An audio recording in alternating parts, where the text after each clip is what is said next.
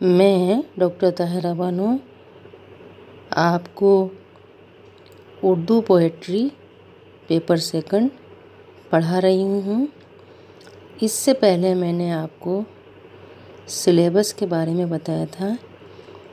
ہمارا second paper کا syllabus کیا ہے؟ پیپر کا نام ہے مثنوی اور نظم۔ آدھا حصہ مثنوی کا ہے، آدھا حصہ نظم کا۔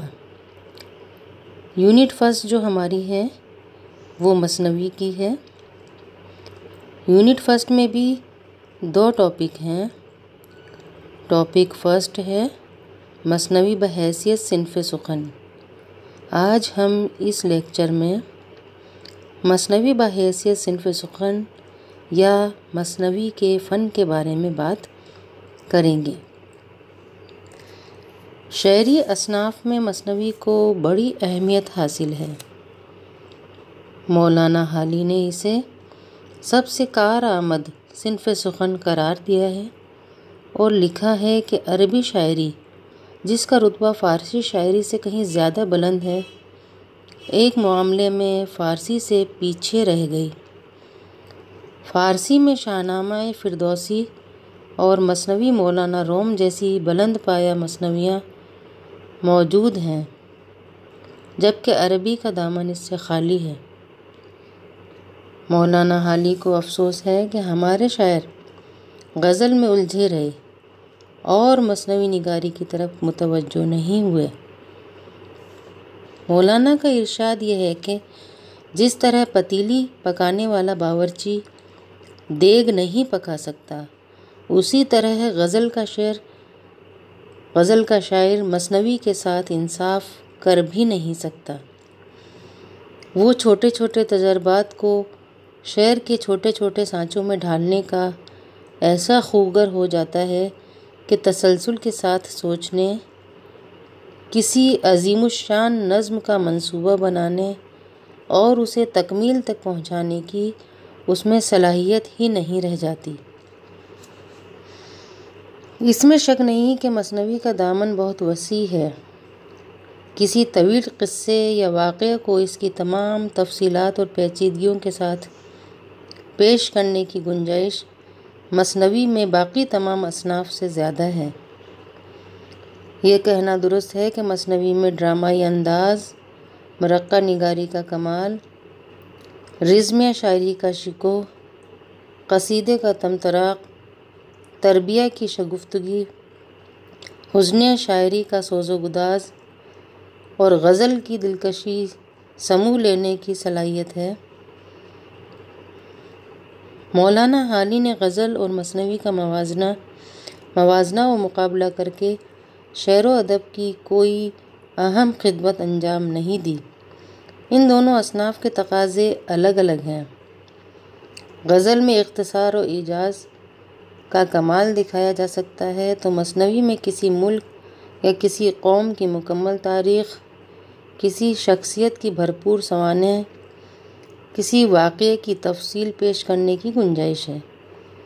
منتشر خیالات کی سماعی غزل میں ہے تو ربط مضمون اور ارتقاء خیال کے لیے مثنوی کا میدان موجود ہے۔ غزل کا آرٹ غنائی ہے تو مثنوی کا بیانیہ اور توضیحی۔ مولانا حالی نے مثنوی کے فن کو مشکل ٹھہراتے ہوئے جب یہ کہا کہ غزل کا شاعر اس سے عہدہ برا نہیں ہو سکتا، تو ان کی مراد یہ تھی کہ مثنوی نگاری کا فن ایک مرکب اور پیچیدہ فن ہے۔ یہ بہت کچھ ناول کے فن سے ملتا جلتا ہے۔